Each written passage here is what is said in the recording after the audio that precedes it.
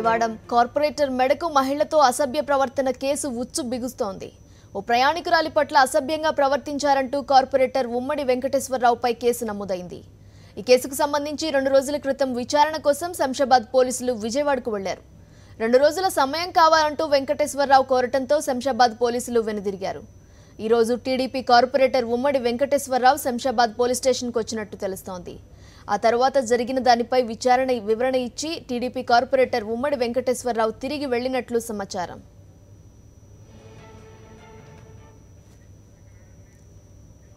దీనిపై latest updates మా correspondent Ismail అడిగి తెలుసుకుందాం. ఇస్మాయిల్, చెప్పండి, మహిళతో అసభ్యంగా ప్రవర్తించిన కేసుకు సంబంధించి అసలు ఉమ్మడి వెంకటేశ్వరరావు ఏం వివరణ ఇచ్చారు? పోలీసులు ఏం చేయబోతున్నారు?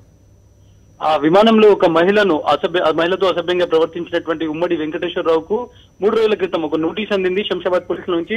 ఆ నోటీస్ ను తీసుకున్నటువంటి ఉమ్మడి వెంకటేశ్వరరావు ఈ రోజు నిన్న సాయంత్రం ఆయన శంషాబాద్ పోలీసుల దగ్గరకు వచ్చినట్టు తెలుస్తుంది. వాళ్ళ దగ్గరకు వచ్చి ఈ మొత్తం సంఘటన పైన ఒక వివరణ ఇచ్చారు. ప్రధానంగా తాను కావాలని ఆ అమ్మాయిని ఎవరైతే మహిళ ఉందో తనపై ఆరోపణ చేసి కేసు పెట్టినటువంటి మహిళ ఉందో ఆమెను కావాలని నేను తాకలేదు, కేవలం నా కాలు తాకినందువల్లే ఆమె కేసు పెట్టింది అనేటువంటి ఒక వివరణ ఇచ్చారు. గతంలో కూడా ఆయన మీడియాతో మాట్లాడినప్పుడు ఇదే వివరణ ఇచ్చినటువంటి పరిస్థితి. అయితే ఈ ఉమ్మడి వెంకటేశ్వరరావు అలియాస్ చంటి నిన్న వచ్చి ఈ వివరణ ఇచ్చిన విషయాన్ని ఇంకా శంషాబాద్ పోలీసులు ధృవీకరించడం లేదు.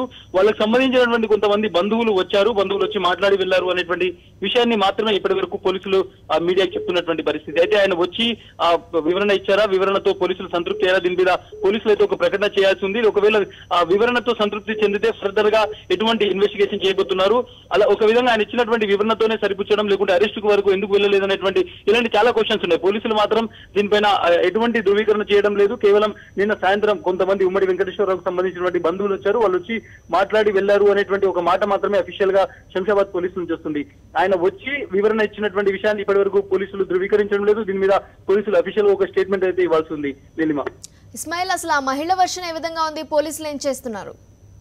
ప్రధానంగా ఏదైతే ఈ కేసు పెట్టినటువంటి మహిళ ఎవరైతే ఉన్నారో తనతో కావాలని ఇంటెన్షనల్ గా తన గౌరవానికి భంగం కలిగించే విధంగా ఆయన ప్రవర్తించారు, అదేవిధంగా హరాస్మెంట్ చేశారు అనేటువంటి సెక్షన్స్ ఆమె కేసు పెట్టడం జరిగింది. పోలీసులు కూడా IPC 354 కింద కేసు పెట్టి దీన్ని ఇన్వెస్టిగేట్ చేస్తున్నారు. ఈ విషయంలో ఇప్పటికే శంషాబాద్ పోలీసులు ఒక దఫా విజయవాడ వెళ్లి ఆయన నోటీసులు ఇవ్వడం కూడా జరిగింది. ఉమ్మడి వెంకటేశ్వరరావు ఎవరైతే టీడీపీ కార్పొరేటర్ ఉన్నారో నాకు కొంత సమయం ఇవ్వాలని ఆయన ముందుగా అడిగారు. ఆ తర్వాత మనకు అందిన ఖచ్చితమైనటువంటి సమాచారం ప్రకారం ఆయన నిన్న సాయంత్రం శంషాబాద్ పోలీసుల దగ్గరికి వచ్చి ఒక వివరణ ఇచ్చినట్టు మాత్రం తెలుస్తుంది. అయితే ఈ విషయంలో పోలీసులు ఇంకా కొంతవరకు సమాచారం ఇవ్వాల్సి ఉంది, కొంతవరకు ఒక ప్రకటన అయితే అఫీషియల్ గా చేయాల్సి ఉంది. మనం పోలీసులను సంప్రదించినప్పుడు మాత్రం నిన్న కొంతమంది వెంకటేశ్వరరావుకు సంబంధించినటువంటి ఆయన మనుషులు, ఆయనకు సంబంధించినటువంటి స్నేహితులు, బంధువులు వచ్చారు, వాళ్ళు మాట్లాడి వెళ్లారు. ఈ విషయానికి సంబంధించి అనే మాటను మాత్రమే శంషాబాద్ పోలీసులు ఇప్పటి వరకు కన్ఫర్మ్ చేస్తున్నటువంటి పరిస్థితి. అయితే ఈ కేసులో ఫర్దర్ గా ఇన్వెస్టిగేషన్ ఎలా ఉండబోతుంది? IPC 354 కింద ఏదైతే కేసు నమోదు చేశారో ఈయన స్టేట్మెంట్ తో సంతృప్తి చెందారా? ఉమ్మడి వెంకటేశ్వరరావు ఇచ్చినటువంటి స్టేట్మెంట్ తో సంతృప్తి చెందారా? ఆయనకు 164 CRPC ప్రకారం